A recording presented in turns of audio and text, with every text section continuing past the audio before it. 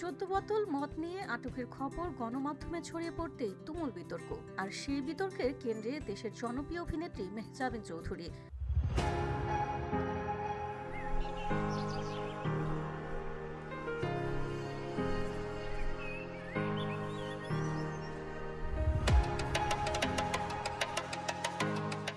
Bangkok থেকে ফেরার সময় হযরত শাহজালাল আন্তর্জাতিক বিমানবন্দরে ফ্লাইট থেকে নামার পর তার লাগেজে 14 বোতল মদ পাওয়ার অভিযোগ ওঠে। সঙ্গে ছিলেন স্বামী নির্মাতা আদনান আল রাজীব ও নির্মাতা শঙ্খ দাশগুপ্ত। খবরের দাবি, বোতল পাওয়া গেলেও রহস্যজনক কারণে ছেড়ে দেন বিমানবন্দর কর্তৃপক্ষ।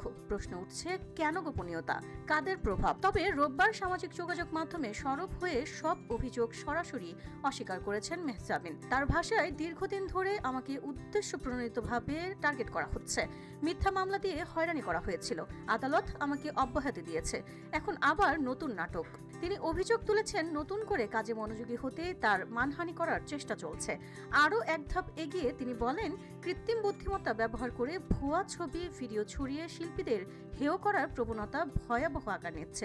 প্রশ্ন এখন একটাই, এটি কি সত্যি ষড়যন্ত্র নাকি তথ্য গোপনের চেষ্টা? কার স্বার্থে এই খবর ভাইরাল? কে বা কারা টার্গেট করছেন অভিনেত্রীকে? নাকি ধামাচাপা দেওয়া কোনো ঘটনা পর্দাফাঁস হচ্ছে ধীরে ধীরে? বিতর্ক যত বাড়ছে ততই উত্তপ্ত হচ্ছে সামাজিক যোগাযোগ মাধ্যম। 14 বোতল ইস্যুতে নীরব কেন সংশ্লিষ্ট কর্তৃপক্ষ? সত্য কোনটা, অভিযোগ নাকি প্রতিবাদ? বিতর্ক থামছে না, বরং আগুনে ঘি ঢালছে নতুন প্রশ্ন। VOD Bangla news desk.